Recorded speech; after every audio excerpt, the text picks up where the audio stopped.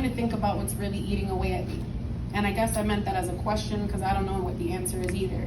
But I want answers, that's for sure. And I know they're somewhere in my subconscious. I just don't know how I get to unlock them or how I can revisit them. I wonder what else they meant by the monster is me.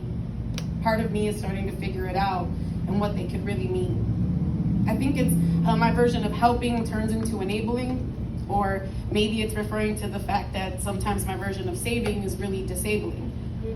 Maybe it's referring to the fact that I'm Mrs. Captain Save-A-Ho and I'm surrounded by folks who can't handle hearing the answer no.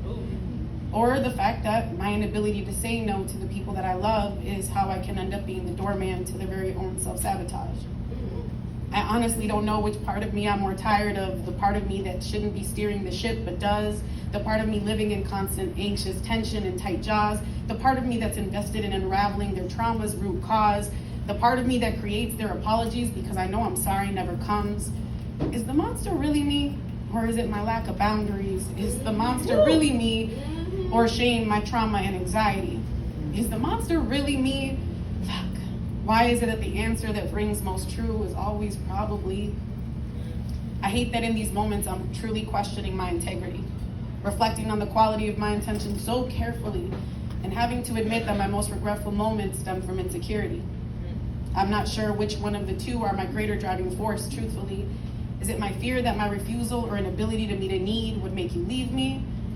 Or that I know time is short, and when you're gone, I don't want these regrets to eat at me? So many RIP posts, shoulda, woulda, couldas, too late though, there you know how, and I feel like I'm out here handing out assisted suicides like euthanasia is legal now. I suppose my excuse gets to be how much I love, but what pathetic of an excuse to ever think love is enough.